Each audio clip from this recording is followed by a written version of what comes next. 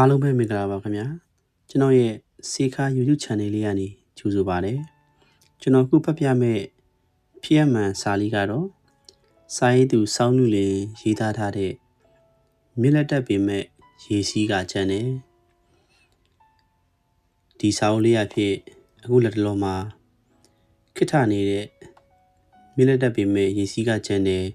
မူရင်းဝတ္ထုကိုဖတ်ပြမှာဖြစ်ပါတယ်အခုသွားရောက်နေသောခီးစဉ်သည်ကျွန်တော်အတွက်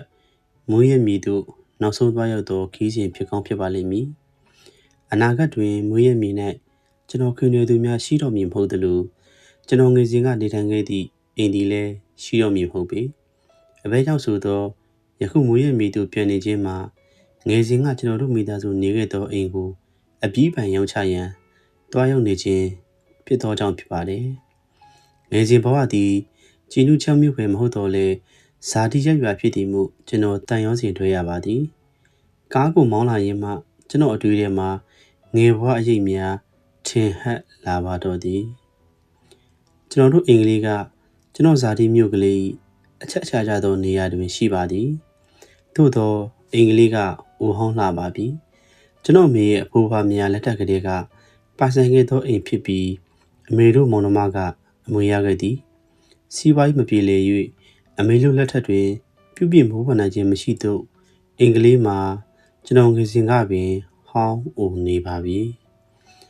အမေသည်အင်္ဂလိပ်တွင်ကြာရှည်နေတဲ့ခွင့်မကြုံခဲ့ရပါကျွန်တော်အသက်8နှစ်ကျွန်တော်အငယ်ဆုံးညီမလေးအသက်3နှစ်အရွယ်မှာအမေကွယ်လွန်သွားခဲ့ပါတယ်ကျွန်တော်တို့မောင်နှမ3ယောက်သည်အဖေအမေရဲ့မောင်ကျွန်တော်ဦးလေးတို့နှင့်ထိုအိမ်လေးတွင်နေထိုင်ကြီးပင်ခဲ့ရပါသည်ကျွန်တော်တို့မောင်နှမ3ယောက်တွင်ကျွန်တော်ကအကြီးဆုံးဖြစ်ပြီးကျွန်တော်အောက်မှာအေးအေးနှင့်ထွေးထွေးဆိုသည့်ညီမလေး2ယောက်ရှိပါသည်ကျွန်တော်အဖေမှာလက်သမားဆရာဖြစ်သည်သို့သောအမေကွယ်လွန်ပြီးနောက်ပိုင်းစိတ်လေလွင့်ကအဖေဒီအလုပ်ကိုကောင်းကောင်းမလုပ်ရက်တာဖိတောက်နေခဲ့ရာရက်သမားစစ်စစ်ကြီးဖြစ်နေပါပြီကျွန်တော်ဦးလေးသာမရှိခဲ့ရင်ကျွန်တော်တို့မောင်နှမ3ယောက်ဘဝမှာတွေးဝန်းစရာမရှိပါဦးလေးကြီးသူကြောင့်သာကျွန်တော်တို့ပညာသင်နိုင်ထမင်းနဲ့မှန်အောင်စားနိုင်ခဲ့ခြင်းဖြစ်ပါသည်ကျွန်တော်တို့က4သိန်းဟုခေါ်သောအမေရဲ့မောင်ကျွန်တော်ဦးလေးကိုတင်သိန်းရှာကျွေးတာကျွန်တော်တို့ထမင်းနဲ့မှန်ခဲ့ရပါတယ်မိဘကိုစော်ကားလိုခြင်းမဟုတ်တော့လဲကျွန်တော်ဖခင်သည်4သိန်းလောက်ကျွန်တော်တို့ပေါ်မှာတောင်းမကြည့်ခဲ့ပါ4သိန်းဒီလဲပညာတတ်တယောက်မဟုတ်ပါ၍ဝင်ငွေများများမရှာနိုင်ရှာပါတူမများကိုချစ်စိတ်ဖြစ်တာ4သိန်းခမည်းသည်အပေပန်းခံစူးစားရုန်းကန်ရရှာခြင်းဖြစ်ပါတယ်4သိန်းသည်အရက်ထဲမှာအိမ်ဒီမှာဝှစ်လျှော်ခြင်းထင်းခွဲရေခတ်ပေးခြင်းတန်ရှင်းလူပေးခြင်းအစာအသောက်ကူညီချက်ပြုတ်ပေးခြင်းစသည့်လူများကိုပြင်ပန်းစွာလုပ်ကင်ကပတ်စံကိုအောက်ကျနှုတ်ကျရှာခဲ့ရပါတယ်မြို့မှာအလူမင်္ဂလာပွဲရှိရင်လေ4သိန်းကတွားရောက်လုပ်ကင်ပေးတတ်ကပတ်စံရအောင်ရှာတတ်သည်သူများပေးခြင်းကမ်းခြင်းအောင်လဲယူကျူလုတ်ကင်ပေးရှာပါသည်4သိန်းသည်ထိုကဲ့သို့အင်ဖာကြီးကအလုတ်ကလေးများကိုလုတ်ကင်ရင်ဝင်ငွေရအောင်ရှာတတ်ပါသည်အဖေတို့လက်သမားစီးတုပ်သမားပယံသမားအလိုမျိုးမလုံနိုင်ရှာပါ4သိန်းကိုဘယ်သူကမှလည်းထိုအလိုမျိုးမခိုင်းပါအဘဲကြောင့်ဆိုသော4သိန်းသည်မိန်းမစီပေါက်နေသောမိန်းမရှာတယောက်ဖြစ်နေသောကြောင့်ပင်ကိုတင်သိန်းကို4သိန်းကိုတရက်လုံးကအသိန်းလို့ပဲခေါ်ကြသည်အသိန်းဟုဆိုလိုက်လေ4သိန်းကိုဆိုလိုမှန်းတမျိုးလုံးကပင်သိကြပါသည်4သိန်းကိုအလုတ်ခေါ်ခိုင်းဖို့လိုလလားရှိကြသည့်အချက်ထဲတွင်4သိန်းရောင်တက်တာကြောင့်လည်းပါသည်သူခါကိုတို့လင်ရောင်တက်သည့်4သိန်းချင်းကလူတွေကိုဟာတာဖြစ်စေသည်ရေမောရစေသည်စိတ်ပျော်ရွှင်စေပါသည်4သိန်းသည်ခါကိုတို့ခံရလင်ရောင်ပြီးပါဇက်ကပုတ်တက်ခဲ့ရအယုဒ္ဓအနတ္တများထွက်လာတတ်ပါသည်ခါကိုတို့ပြီးရှေ့ကပြလင်သူလဲလက်ကတက်ပြီးသူ့ကိုစားနှုတ်သူကအကရက်လိုက်တော့လဲသူကတော့တချင်းတပုတ်ဆုံးသည်ကြီးကနေတတ်၏ဟဲ့အနောက်ဆုတ်ကုတ်ဆုတ်ပလုတ်တုတ်တယောက်ကခါထိုးလိုက်ပြီး4သိန်းရုတ်တရက်ရောင်းလိုက်တိုင်းအနားမှာရှိတဲ့လူများရေမောကြရသည်တခါတရံတော့လဲ သူကားကိုရုတ်တရက်တိုးလိုက်လျင်ယောက်ျားဘာသာအမှောင်ထဲမှာကြော်ဟင်းနဲ့ငါနဲ့ညာအစီငုံမတည့်သောစကားများလေးသိန်းနှုတ်ကထွက်ပေါ်လာတတ်ပြန်သည်တခါခရှင်မှုအလူပွဲမှာလေးသိန်းငယူသည့်ချောင်းတွေတို့ကိုတင်မွန်ဆိုသူလူပြိုကြီးကခါကိုတိုးလိုက်ရာငရုတ်သီးတွေမျက်နှာဆင်းတင်မောင်ငါရဲ့လင်းလေးသိန်းနှုတ်ကရုတ်တရက်ရောင်လိုက်သောစကားကြောင့်ဘေးကလူတွေတအုံအုံရင်မောကြတော့သည်ပေါ်ကုန်မီတင်မောင်ဘယ်တော့ကနင့်လင်ဖြစ်လိုက်တာလဲအသိလူပြိုကြီးတင်မောင်နဲ့အသိနဲ့ခြေပုံးခုတ်နေကြတာရေပေါ်ပြီဟာမဟုတ်ပါဘူးတော့သူကားတို့လို့ကျုပ်ဘာသာရောင်လိုက်တာပါကျုပ်နဲ့တင်မောင်ဘာမှမဖြစ်ပါဘူးတောက်ချောက်မှနေ့ကြောင်ငေါ့ကိုလူတွေကတမျိုးထင်ကုန်ကြပြီကိုတင်မောင်ကရှက်သွားကလေးသိန်းကိုအပြစ်ပြောလိုက်သည်ဟဲ့မသားနင်ဘာလို့ငါခါကိုလာတို့သေးလဲ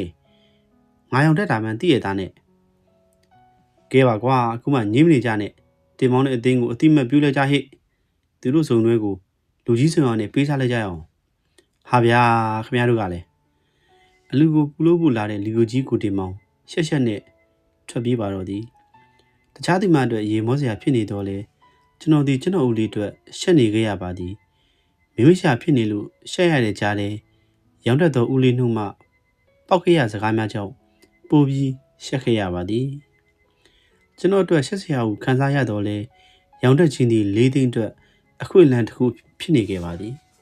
ခိုင်းကြရှိရင်အသိန်းကိုခေါ်ခိုင်းဟဲ့သူကအလုံလဲစီးစက်လုပ်တယ်ရေလဲရေရတယ်ဟုတ်ပါပြင်သူကားလေးကိုတိုးလိုက်ရုံပဲသူရောင်ရင်သိရရတာပဲခါတော့ပြီးတချင်းလေးတစ်ပိုက်သာလက်ခုတီးဆိုပေးလိုက်ကလို့မဆုံးတော့ဘူးအဲ့ဒါကြောင့်ကျုပ်တို့တော့အိမ်မှာလှုပ်เสียရှိရင်အသိန်းကိုခေါ်လိုက်တာပဲအသိန်းကိုအလုတ်ခိုင်းရတာအလုတ်ထွက်လဲစိတ်ချရတယ်ရေလဲရေရတယ်ဟေးရောင်တက်သည့်အချက်တစ်ချက်နဲ့ပင်လေးသိန်းမှာအလုတ်မြန်မအောင်လုပ်ရပါသည်မြို့မှာအလူမင်္ဂလာပွဲများရှိရင်အလူရှင်များကလေးသိန်းကိုမရမကလာခေါ်ကြသည်လေးသိန်းဒီသူတို့အတွက်အလုတ်ကိုတည်တက်လုပ်ပေးနိုင်သူဖြစ်တယ်လို့ဟာတာပြည့်ဖျော်ပြပြီးသောလူရှင်တော်တူလည်းဖြစ်နေပါသည်အလူပွဲများတွင်လေးသိန်းကိုတယောက်ပြီးတယောက်ခါတို့ကရေမောကြသည်ကခိုင်းကြသည်အများအတွက်ရေစရာဖြစ်တော်လဲကျွန်တော်ကတော့ဦးလေးဖြစ်သူကိုကြည့်ကတနာမိပါသည်ကခုံပြီးမောပန်းနေသည့်ဦးလေးကိုကြည့်ကစိတ်မကောင်းဖြစ်မိပါသည်လေးသိန်းအဲ့ဒီလိုလုပ်တွေမပြတ်လို့ရလို့လေကျွန်တော်တို့မောင်နှမ3ယောက်ထမင်းနဲ့မှန်စားနိုင်ပြီးကျောင်းနေနိုင်ခြင်းဖြစ်ပါသည်တခါကကျွန်တော်ကျောင်းကိုသွားရလမ်းရှိအိမ်တိမ်တွင်လေးသိန်းအဝတ်တွေလျှော်နေသည်ထိုအိမ်မှကလေး3ယောက်ကလေးသိန်းခါကိုတုတ်ကရေမောနေကြသည်ခါတို့ခံရသောလေးသိန်းသည်ပါဇက်ကအယုဒ္ဓအနတ္တတွေပြောကလေးတွေလက်ခုပ်တီးတရှိဆိုပေးတဲ့အလိုက်အတိုင်းလဲကားပြရင်အမောဆို့နေပါသည်နေပါဦးဟဲ့နေကြပါဦးကလေးတွေရဲ့ငါဝတ်လျှော်ပြီးနေတို့ကိုတဝါကြီးကပြမယ်ဝတ်ပြောင်လျှော်ပြစီမောလို့ပါဟဲ့မဝိုက်တန်ကြီးပြီးတောင်းပန်နေတော့လေးသိန်းကိုကြည့်ကကျွန်တော်မျက်ရည်ဆူလာပြီးထိုအနီးမှပြေးထွက်ခဲ့မိပါတော့သည်လေးသိန်းအတွက်အနှောက်အယှက်တစ်ခုမှာကျွန်တော်ဖေကိုမြတ်ဆောင်ဖြစ်ပါသည်အိမ်အတွက်စားဝတ်နေရေးကိုလေးသိန်းတောင်းဝန်ယူထားရလို့အိမ်ကိုငွေပေးရမလို့သူရတဲ့လောကကိုသူ့ဘာသာရက်တော့ဖြစ်သည်ဒီကြားတဲ့အလုပ်သိမ့်မကောင်းချိန်မှာဝင်ငွေမရှိတော့အရဖို့လိုသည်လေးသိန်းဝတ်ထားသောပိုက်ဆံများကိုအရက်တော့ဖို့လေးသိန်းမသိအောင်ယူသည်ဟဲ့ငါကောင်းဆိုတဲ့မှာထည့်ထားတဲ့ပိုက်ဆံတွေဘယ်ရောက်ကုန်တော့တေကြီးစိုးမြဆောင်နေမမဟုတ်လားနေရတော့ဖို့ယူတာမဟုတ်လား6မကွက်ကိုဘေးကထားမှမသိပဲနဲ့ငါလာမဆွဆွဲနဲ့ဟဲ့ဒီမှာငါပြန်ခိုးမဲ့လူနင်တယောက်ပဲရှိတယ်နင်မခိုးလို့ဘသူခိုးမှလဲအရက်သမားရဲ့တကတဲ့တော့သူ့ရန်ကြောင့်လို့လုံခြုံမလားထင်ပြီးခေါင်းတွေထည့်ထားမိပါတယ်ဘယ်အချိန်ကချောင်းကြည့်ပြီးမှတ်ထားတယ်မသိဘူးပေးညပေးမသိဘူးကုန်ပြီငါရက်တော့ပြလိုက်ပြီတေချင်းစိုးကာလာနာအလက်မလေးကအကြောင်းဆိုဟောင်းနေပြီဆိုလို့ဝစ်စုံသေးလေးဝယ်ဖို့ငါစုထားတာအကြီးကောင်ကလည်းသူ့တန်းထဲမှာရေဦးဘူးနဲ့တပြက်စီးဘူးတွင်းအောင်ပါတဲ့အခုတော့ကုန်ပါပြီဟဲ့နားကြီးတဲ့ကန်တူးမှပြန်ရှာပေါ့မသားပြောလို့လွယ်တယ်နင့်သားသမီးအတွက်ငါစုထားတာဟဲ့နင်ကမွေးအောင်လုပ်ပြီးဘာတောင်းဝန်ယူလဲငါတော့ငါအမမွေးခဲ့တဲ့ကလေးတွေမို့တန်ရောစင်ကြီးလိုက်ရတာငါပတ်ဆက်နဲ့တောက်တဲ့စောက်ရည်အပင်းဖြစ်ပါစီတော့ဟာဒီ6မအဖေကပြေးလာပြီးလေးသိန်းပါးကို လက်ပြန်ရိုက်ချလိုက်ရာလေးသိန်းမြေကြီးပေါ်ပြစ်လဲကျသွားသည်အဖေလို့ပါနဲ့ဖေညီမလေးနှစ်ယောက်ကငိုယူပြီးတားဖြစ်တယ်လေးသိန်းလည်းအဖေကိုပြန်မလို့ရဲရှာတကယ်တော့ဒါမျိုးအဖြစ်ဟာကျွန်တော်တို့အိမ်အတွက်ရိုးနေပါပြီနောက်ပိုင်းတွင်လေးသိန်းကသူ့ပစံအားလုံးကိုသူ့ပစိုးခါးရထဲမှာသာချစ်ချစ်ပါအောင်လှိထားတော်သည်ဒါတောင်လေးသိန်းအိတ်နေတော့အဖေကပစိုးကိုဖြီကရအောင်ယူတတ်သည်၏တကယ်တော့လေးသိန်းဝါသနာပါသောပြည့်ချင်သောဘဝမှာနတ်ကတော်ဖြစ်ပါသည်မိမရှာဖြစ်နေသောလေးသိန်းသည်နတ်ကတော်အလွန်ဖြစ်ခြင်းသည်မြို့ကနတ်ကတော်မိမယာကြီးများကိုအမေမာမီခေါ်ကချင်းကပ်သည်နှစ်ပွဲရှိတိုင်းနှစ်ပွဲမှာအချိန်ဖြုံးကကူညီလုကင်ပေးသည်နတ်ကတော်မိမရှာကြီးများချစ်အောင်နေသည်သူ့ကိုနတ်ကတော်တယောက်ဖြစ်အောင်မြေတောင်မြောက်ပေးဖို့တောင်းဆိုကြသည်အသိညီငယ်ပါသေးတယ်ကျူးဆိုင်တနေ့ဖြစ်လာမှာပေါ့ညီပညာနှုတ်သေးတယ်နတ်ကတော်ဆိုတာကြည့်တော့တာလွယ်တယ်ထင်ရတာနတ်လုပ်ငန်းစီတွေကအများသားညီအများကြီးလေ့လာဖို့လိုသေးတယ်ငါသမီးငါတို့မင်းရှာတွေကိုနှက်ချစ်ပါတယ်တနေ့တော့ဖြစ်စီမှာပေါ့ကနာစီနတ်ကတော်ကြီးကလေးသိန်းကိုနှစ်သိမ့်ခဲ့သည်အသိလဲနတ်ကတော်မဖြစ်အောင်ကြိုးစားမှာပါမမီတင်းတင်းတယောက်မင်းရှာကြီးဖြစ်နေတာပဲဝမ်းသာရအောင်မယ်ဟေ့တင်းတင်းသာယောက်ျားစိတ်ဆိုရင်အချိန်တန်အိမ်တော်ပြုသားကျွေးမှုမရကျွေးမှုနဲ့ဒီကလေးတွေဘဝမတွေးဝင်စရာပဲဟုတ်ပါကိုမြဆောင်ကနိနိညံ့ညံ့ရက်တောက်နေတာနဲ့ကလေးတွေဒုက္ခရောက်မှာအသိကသူ့အမမွေးထားခဲ့တဲ့တူမတွေကိုချစ်ချပါတယ်ကလေးတွေတောင်းသူပဲယူထားတာအမကြီးပြောတာဟုတ်တယ်မှန်တယ်အသိမိမရှာဖြစ်နေတာကလေးတွေကံကောင်းမှုပဲအိမ်နီးချင်းများ၏မှတ်ချက်စကားများဖြစ်ပါသည်တနေ့ဆရာများအစည်းအဝေးရှိ၍ကျောင်းမှစောစင်းပေးလိုက်သည်ကျွန်တော်6တန်းနှစ်ကဖြစ်ပါသည်ကျွန်တော်အိမ်ပြန်လာရာအိမ်ထဲမှအဖေနှင့်လေးသိန်းတို့အောင်ချစ်ဟစ်ချင်စကားအချီချပြောနေတယ်ကိုကြားလိုက်ရသည်မလုပ်ပါနဲ့ဟဲမလုပ်ပါနဲ့ငါတောင်းပန်ပါတယ်မြဆောင်ရဲ့လုပ်ပါဟာငါမနေနိုင်လို့ပါဟင်းမရဘူး6မှငါကောင်းအောင်ပြောနေတာနော်အဖေနဲ့လေးသိန်းဘာဖြစ်နေကြပါလဲဟုသိချင်စေပြီအိမ်နီးကိုခတ်တူတူချီကပ်ကထရံပေါက်မှချောင်းကြည့်လိုက်ပါသည်မြင်လိုက်ရသောမြေခွင်းကြောင့်ကျွန်တော်မိတက်သွားမိသည်အဖေနဲ့လေးသိန်းတို့ဖြစ်ကိုကြည့်ရင်ကျွန်တော်ဝမ်းနေလာသည်ခဏနေတော့အဖေသည်အောင်နိုင်သူစစ်သူကြီးပမာအိမ်ထဲကထွက်သွားသည်လေးသိန်းကအဖေထွက်သွားသောအဖေကိုလှမ်းအောင်ပြောလိုက်သည်ဒါပဲနော်ဒီเจ้าတွေဘယ်သူမှမသိသေးနဲ့နော်ဟဲ့ညဆောင်ငါပြောတာကြားရလားဘယ်သူမှမပြောနဲ့နော်ကျွန်တော်ဒီအိမ်ထဲကိုတော်တော်နဲ့မဝင်မိတကားကြားတွင်ငိုနေမိပါသည်အတွင်းများကထိုနေရာရောက်တွင်ကျွန်တော်ကားဆက်မောင်းလို့မရတော့ပါလမ်းဘေးတစ်ပင်တစ်ပင်အောက်တွင်ကားကိုထူရလိုက်ရပါသည်ကျွန်တော်တစ်သက်တာလုံးကြောင်းဆောင်ဆင်းခဲ့သောနေ့ကမြင်ခဲ့ရသည့်အဖေနှင့်လေးသိန်းတို့အဖြစ်ကိုပြန်တွေးမိတိုင်းရင်နာမိသည်ကြေကွဲနေမိသည်ထို့ဖြစ်ထိုမြင်ကွင်းသည်ကျွန်တော်ရင်ထဲတွင်စူးတစ်ချောင်းလိုစူးဝင်နေခဲ့သည်တွေးမိတိုင်းလေးသိန်းကိုတနာနေခဲ့ရပါသည်ကျွန်တော်ဒီစိတ်တည်ငြိမ်သွားသည့်အထိတစ်ပင်အောက်မှနားနေပြီးမှကားကိုစမောင်းထွက်ခဲ့ပါသည်သားသမီးများပေါ်တောင်းမကြည့်သောလေးသိန်းကိုဒုက္ခပြီးမြဖြစ်သောအဖေသည်ကျွန်တော်ကိုတန်းတွင်ကွယ်လွန်သွားခဲ့ပါသည်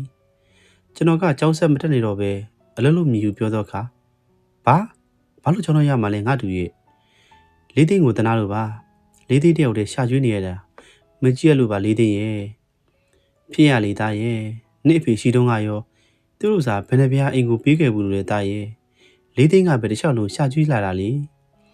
ဟုတ်ပါတယ်အဲကြောင့်လေးသိန်းကိုဆက်တော့ကမပေးချင်တော့လို့ပါတော်စမ်းငါအမကမွေးခဲ့တဲ့နေတို့မောင်နှမ၃ယောက်အတွက်ငါတဘဝလုံးကိုမြုပ်နှံထားတာ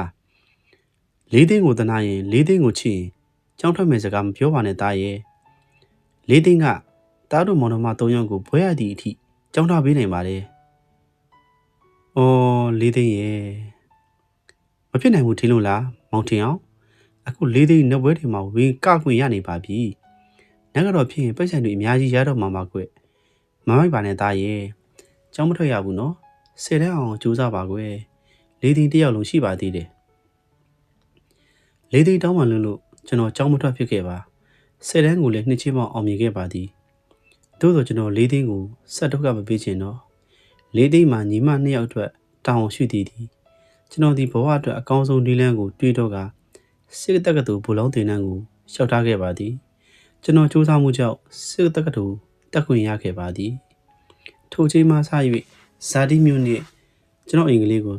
စွန့်ခွာထွက်သွားခဲ့သည်မှာယခုချိန်ထိပါပင်ကျွန်တော်စစ်တက္ကသိုလ်တက်နေသည့်အချိန်တွင်လေးသိန်းနဂတော်ကြီးလုံးလုံးဖြစ်နေခဲ့ပြီးလေးသိန်းစူးစမ်းမှုကြောင့်နတ်လောကမှာဝင်ဆက်နေပြီးသူရောက်ချင်တဲ့ပန်းနိုင်ကိုရောက်အောင်အရသွားနိုင်ခဲ့သည့်လေးသိန်းအတွက်ကျွန်တော်ဂုဏ်ယူပါသည်လေးနှစ်တယောက်ပြီးဘိုးသိန်းနဲ့ဆင်းဝဲကိုကျွန်တော်ကလေးသိန်းအားလာရောက်စေခြင်းသည်သို့တော်လေးသိန်းနဲ့ဆင်းဝဲကိုရောက်မလာခဲ့ပါမြို့ခဆွေနီးမျိုးဆက်တော်သောလေမယားကိုသာကျွန်တော်အုပ်ထိန်းသူအဖြစ်လှုပ်ပေးလိုက်သည်သူတို့နဲ့စာရဆောင်ရေးပေးလိုက်သည်တားရီတားစစ်ဖို့ကြီးဖြစ်သွားတာလေးသိန်းပြောလိုက်တာကွယ်တင်းနှန်းဆင်းဝဲကိုတော့လေးသိန်းမလာတော့ဘူးသားလေးသိန်းကမိမရှာကြီးလေတင်းနှန်းဆင်းဝဲမှာလေးသိန်းအတွက်တားမျက်နှာငယ်ရမှာဆိုလိုပါကိုကြီးမြင့်နဲ့မတင်ပိုင်လေမယားကိုလွတ်လိုက်တယ်သူ့အမျိုးထဲမှာလဲလူသူဆိုလို့သူတို့လေမယားပဲရှိတာလေတားစစ်ဖို့ဝိစုံနဲ့ဓာတ်ပုံလာလေးသာချက်ပေးလိုက်ပါအေးလဲဆယ်တဲ့အောင်ပြီထွေးထွေးခါရှစ်တန်းသူလဲစာတော်တော့အောင်ပါပဲတူမတူထုံးပုတ်တာမြင်ရတာလေးသိန်းဝမ်းသာလာပါပြီအိမ်လဲအစ်စ်ပြေဆောင်ရတော့မယ်တားရီဘိုးသွင်းနှဆင်းဝဲကိုရောက်မလာခဲ့တော့လေးသိန်းဒီကျွန်တော်မင်္ဂလာဆောင်ကိုလည်းမလာခဲ့ပါနတ်ပွဲတွေလက်ခံထားတာများနေလို့မအားလို့မနာနိုင်ဘူးဆိုကလက်ဖွဲ့ငွေပဲပို့ပေးလိုက်တယ်ကျွန်တော်သိပါသည်စစ်ဖို့ဖြစ်နေသောဒူတော်မောင်မျက်နှာငယ်မှာဆိုလို့သူ့ရဲ့မျိုးရှာအသွေးပြင်းလက္ခဏာကြီးနဲ့မင်္ဂလာဘက်ကိုမတက်ရောက်ခဲ့ခြင်းဖြစ်သည်မြို့မှာထောက်ရလာပြီးနှစ်ပေါင်း20အတွင်းကျွန်တော်လည်းမြို့ကို3ယောက်ပဲပြန်ရောက်ခဲ့ပါ၏လေးသိန်းကြိုးပမ်းမှုကြောင့်ကျွန်တော်တို့အိမ်လေးမှာနှစ်ထပ်နေရကတိုက်ခိုင်အိမ်လေးဖြစ်နေခဲ့ပြီးအိမ်အောင်ထက်ဤ၄ပုံ3ပုံမှာလေးသိန်းဤနှကန်းဖြစ်နေပါသည်လေးသိန်းဒီလည်းကနားစီအဖြစ်ဝါရင်နဂတော်ကြီးဖြစ်နေကတပည့်တပန်းများကိုးကွယ်စည်းကပ်သူများဖြစ်ခန့်တင်နေပါပြီမာမီဟုလေးစားစွာအခေါ်ခံရသောဘဝကိုရောက်နေပြီလေအရှိန်အဝါကြောင့်လေးသိန်းကိုခါထုတ်ပြီးစားလုံးမိသူများမရှိတော့ပါမျိုးရှာတယောက်ဖြစ်တော်လဲကိုရွေရပန်းနိုင်ကိုရောက်အောင်သွားပြီးကြီးပွားအောင်လွတ်နိုင်သည့်လေးသိန်းကိုကျွန်တော်လေးစားမိပါသည်ညီမလေးနှစ်ယောက်လည်းဖွဲရပညာဆုံးကအိမ်ထောင်ကြီးကြီးခြားသွားကြပါပြီမိနစ်ကအသက်64နှစ်အရွယ်မှာလေးသိန်းကွယ်လွန်သွားခဲ့ပါသည်ညီမအကြီးအေးကတယောက်ကြားဇာတိအထက်အညာမှာအပြီးတိုင်အခြေချတော်မူညီမငယ်ထူးတွေကလင်မယားနှစ်ယောက်လုံးဝန်ထမ်းမှုမြို့သစ်မှာမြေခွက်ရသည်ရသည့်မြေခွက်ပေါ်မှာအိမ်ဆောက်ခြင်းသည်လက်ရှိအိမ်လေးကိုရောင်းချပြီးအမွေခွဲခြင်းပါလေလို့ကျွန်တော်ကိုဖုန်းဆက်ပြောတယ်ညီမလေးတို့သဘောပဲလေကိုအတွက်တော့မလိုပါဘူးကိုမြည်ပါဘူးညီမလေးတို့နှစ်ယောက်ပဲခွဲယူပါအင်ကိုရောင်းမှုစီစဉ်လိုက်လက်မှတ်ထိုးပြီးဖို့အတွက်ကိုခွင့်ယူပြီးလာခဲ့မယ်အိမ်ရောင်းချရန်ပြောဆိုစီစဉ်ပြီးဖြစ်ပါ၍သဘောတူစာချုပ်တွင်လက်မှတ်ထိုးပြီးရန်ကျွန်တော်ဇာတိမြို့ကိုပြန်လာခဲ့ခြင်းဖြစ်ပါသည်ရောက်သည့်ညနေမှာပင်အိမ်ရောင်းဝယ်ကိစ္စပြည်စည်းသွားသည်ပြည်စည်းများကိုကြိုတင်သိစေထားပြီးဖြစ်ပါသည်ကျွန်တော်တို့သည်အိမ်မှထာဝရဖဲခွာပြီးရတော့မည်ညီမငယ်ထူးတွေကဓာတ်ပုံတမုံကိုကျွန်တော်လည်းထည့်ရင်ပြောသည်အိမ်ရှင်းတော့ဂျောင်းထဲကထွက်လာတာကိုလေးသိန်းငယ်ကအလူမာကနေတဲ့ပုံကိုမတ်တရသေးချင်ရင်ယူသွားလေကျွန်တော်ဓာတ်ပုံကိုယူကြည့်လိုက်သည်တယောက်ကခါတိုလိုက်ပုံရပါသည်လေးသိန်းဒီလူတွေချားတဲ့တင်ကွေးနေအောင်ကနေသည်ဘေးကလူများကလေးသိန်းကိုရေမွန်းလျက်ကြည့်နေကြသည်ကျွန်တော်ရင်ထဲကစူးသည်လှုပ်လာပြန်၏6တန်းနှစ်ကမြင်ခဲ့ရသောအပေးနှစ်လေးသိန်းတို့အပေးယူလုံနေသည့်မြေဝင်းကိုမြင်အောင်လာသည်ကိုအသက်ကြီးလာတော့လေးသိန်းရောင်တတ်တာပျောက်သွားတယ်သိလားလေးသိန်းမချမ်းမှာတော့လေးသိန်းစိတ်ကြည်လင်အောင်ဆိုပြီးညီမလေးကခါထုတ်ပြီးစာဖို့သေးတယ်လေးသိန်းလုံးဝမရောင်တော့ဘူးနေစမ်းမှသမီးရဲ့ပြန်ပြောတယ်ကျွန်တော်ပြောမှဖြစ်တပါတော့မည်ပြောလိုက်ပါတော့မည်ညီမလေးတို့ကိုပြောကြရှိတယ်လာထိုင်အောင်ညီမနှစ်ယောက်ကအံ့ဩဟန်ပြီးကျွန်တော်နာလာထိုင်သည်မင်းတို့လေလာနာထောင်ရင်ထောင်ကြလေကျွန်တော်ကပြောလိုက်တော့ရက်ဖနှစ်ယောက်လေအနားရောက်လာပါသည်လေးသိန်းချောင်းကိုပြောပြမလို့ကို6တန်းနှစ်တုန်းကပေါ့အဲ့တုန်းကကျောင်းစောစောဆင်းလိုက်တော့ကိုအင်ကိုစောစောပြန်လာတယ်အဲ့ဒီမှာအဖေနဲ့လေးသိန်းတို့ဖြစ်ကိုမြင်လိုက်ရတာပဲကျွန်တော်အိမ်ဖက်လာရာအိမ်ထဲမှာအဖေနဲ့လေးသိန်းတို့အော်ကျဲစကားအချီချပြောနေတဲ့ကိုကြားလိုက်ရပါတယ် လို့ပါနဲ့ဟဲမလို့ပါနဲ့ငါတောင်းမှမာတယ်ညဆောင်ရဲ့လို့ပါဟာငါမနေနိုင်လုံးလို့ပါဟင်းမရဘူးအဖေနဲ့လေတင်ဘာဖြစ်နေကြပါလဲဟုသိချင်စိတ်ဖြင့်အိမ်ကြီးကိုခတ်တူတူချိကက်ကထရံပေါက်မှချောင်းကြည့်လိုက်ပါသည်အဖေကလေးသိန်းစီကအရက်ပိုးတောင်းနေခြင်းဖြစ်သည်လေးသိန်းကခါးကြတဲ့တွင်ထည့်ထားသောပိုက်ဆံကိုဖေးမှဆိုပြီးခါးလေးကိုလင်ကြည့်ပြီးရှောင်နေသည်အချောက်မှငါကောင်းပြောနေတာနော်အဖေကစိတ်ဖြစ်သလိုအော်လိုက်ကလေးသိန်းခါကိုတိုးလိုက်သည်လေးသိန်းကမပေးဘူးအော်ရင်နောက်ဆုတ်သွားသည်အဖေကအားတင်သွားသည်ဟင်းအချောက်မှငါခါတိုးတာနဲ့မယောင်ပါလားအဖေကလေးသိန်းရောင်လင်လေးသိန်းစီကပိုက်ဆံကိုလူမီဆိုတဲ့အချမ်းနဲ့လေးသိန်းခါကိုတိုးလိုက်ခြင်းဖြစ်ပါသည်နင်ဘာလို့မယောင်ရရလဲတင်းသိန်းမယောင်ပါဘူးဘာလို့မယောင်မှာလဲနေခါတိုးရင်နေယောင်တယ်လေအေးအဲ့ဒါတကယ်ယောင်တာမဟုတ်ဘူးတမီရောင်ချင်းအောင်ဆောင်းတာရောင်ချင်းအောင်ဆောင်းတယ်ဟုတ်တယ်ငါရောင်လူတွေပြောမှန်းသိလို့တမီရောင်သေးအောင်ဟန်ဆောင်နေတာဟဲ့ငါရောင်မှငါ့ကိုအလုပ်ပေးချမှာအလုပ်လုပ်ခိုင်းချမှာလေအဲ့ဒါကြောင့်မယောင်တက်ပဲရောင်တက်ရောင်ဆောင်းတယ်ဘာဖြစ်သေးလဲငါတူမတွေကိုထမင်းအောင်ကျွေးနေဖို့ငါလုံးမဖြစ်အောင်ရောင်တက်ချင်အောင်ဆောင်းနေတာသိပြီလားဟင်းအချောက်မှနေတော်ညံများပါလားဟုတ်တယ်ညံများရတယ်တကယ်တော့ငါကရောင်လို့တောင်မယောင်တတ်ဘူးဟာအဖေကရုတ်တရက်ကြီးအော်ရလိုက်သည်နေလေးဝက်ချက်ကိုငါသိပြီဂန်တူးမှနေလေးစားနေတာတွေကိုငါဖော်ထုတ်ပြလိုက်မယ်ဟာဒီတစ်ခါမျက်နှာထားပြောင်းသွားသောသူကလေးသိန်းမလုပ်ပါနဲ့ဟဲ့အဲ့လိုတော့မလုပ်ပါနဲ့ဒီဟာလေးနဲ့ငါတူမတွေကိုလူကျွေးနေရတာပါမပြောပါနဲ့ဟဲ့လေးသိန်းကတောင်းပန်ရတဲ့ဘဝရောက်သွားရပါလိမ့်မည်အေးပြောတဲ့ချင်းငါ့ကိုရဖို့ပြီးဒါပဲယော့ညိုဟဲ့ဆိုးဟဲ့မချင်မနဲ့နေပင်အဖေတောင်းတော့ရဖို့ကိုလေးသိန်းပေးလိုက်ရပါပြီခဏနေတော့အဖေသည်အောင်နိုင်သူစစ်သူကြီးဘက်မှအိမ်ထဲကထွက်သွားသည်လေးသိန်းကအပြင်ထွက်သွားသောအဖေကိုလမ်းအောင်ပြောလိုက်သည်ဒါပဲနော်ဒီเจ้าနေဘယ်သူမှမသိစေနဲ့နော်ဟဲ့ညဆောင်ငါပြောတာကြားရည်လားဘယ်သူမှမပြောနဲ့လို့အဲ့ဒါပဲညီမလေးတို့ရဲ့ဟင်းဒါဖြင့်လေးသိန်းကအေးတို့ကိုရှာကျွေးချင်လို့တစ်သက်လုံးရောင်တက်ချင်အောင်ဆောင်ခဲ့တာပေါ့နော်ကျွန်တော်နောက်ကျောင်းပြန်စကားကိုနားထောင်ပြီးညီမလေးနှစ်ယောက်လုံးမျက်ရည်ဝဲလံကြသည်ရောက်ဖတွေလည်းမျက်နှာမကောင်းကြရောင်လို့တောင်မရောင်တက်ဘူးတယ်လားလေးသိန်းရဲ့ဖြစ်မှဖြစ်ရလေလေးသိန်းရဲ့ညီမနှစ်ယောက်လုံးရှာကြီးတင်ငင်ငုံနေကြပါပြီငိုကြအားရပါရငိုလို့ကြညီမလေးတို့ကိုကတော့အဲ့ဒီနေ့ကတည်းကဝါအောင်ငိုခဲ့ပြီးပါပြီကွယ်ဆောင်းလူလင်းအားလုံးကိုကျေးဇူးတင်ပါတယ်အခုလိုမြစ်လက်တဲ့ပေးမဲ့ရည်စည်းချမ်းတဲ့ဝတ္ထုလေးကိုဖပြရတဲ့အတွက်အားလုံးလည်းဘဝမှာသိပညာတစ်ခုရသွားလိမ့်မယ်လို့ညွှန်လင့်ပါတယ်အားလုံးကျေးဇူးတင်ပါတယ်ခင်ဗျာ